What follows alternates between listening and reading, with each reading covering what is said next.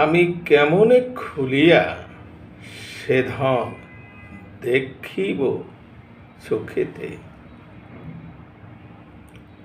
আমার ঘরের চাবি আছে পরেরই হাতে।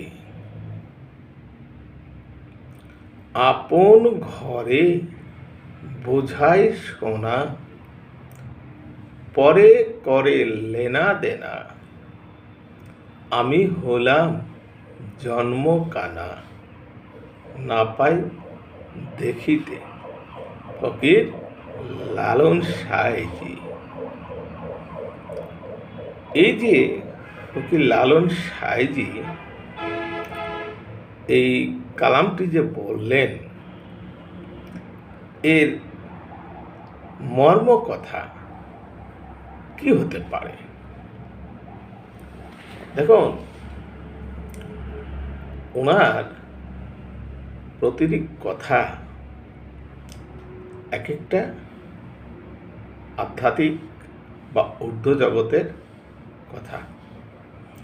এখন আমার ঘর বলতে উনি কি বুঝিয়েছেন?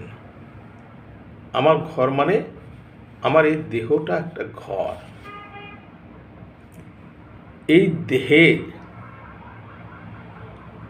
ঘরের ৮ কুঠুরি ৯টি দরজা আছে।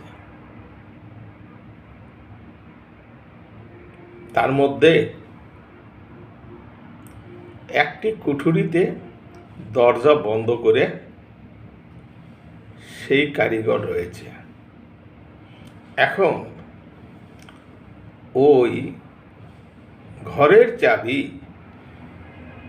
পরের হাতে আছে, মানে সে পটটিকে, সেই পটটি হচ্ছে একজন ইনসানে কামেল বা পীরে মোকাম্মেল, যিনি তেনার হাতে আছে। আপনি যখন তেনার কাছে, পীরে মোকাম্মেলের কাছে বায়াত গ্রহণ করে তার শিক্ষা দীক্ষা নেবেন এবং তদানুযায়ী আমল করবেন, তখন আপনার কাছে ওই ৮ কুঠুরি, যে কুঠুরির এক কুঠুরিতে ৯ দরজার এক দরজা বন্ধ কইরা ওই কারিগর লুকিয়ে আছে, সেই ঘরের তালা আপনি এই চাবিটা দিয়ে খুলতে পারবেন। এই হলো এই পরের হাতের চাবির কথা। আপন ঘরে বোঝাই সোনা, পরে করে লেনা দেনা।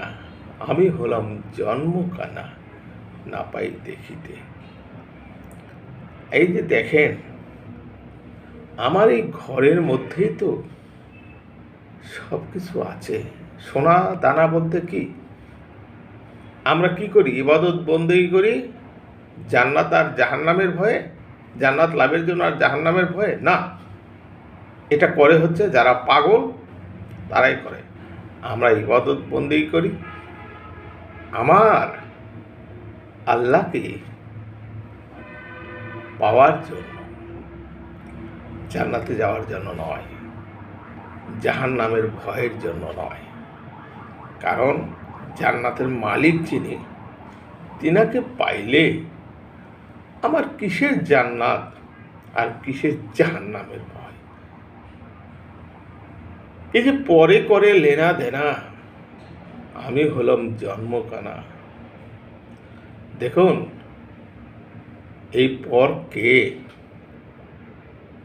কারা লেনা দেনা করছে? যারা ওই পথের পথিক, যাদের সঙ্গে আমি যেতে পারি নাই, তারা ঠিকই লেনা দেনা করতেছে। আর আমি এমন জন্ম কানা যে আমি ওই পথে যাওয়ার রাস্তা খুঁজে পাচ্ছি না।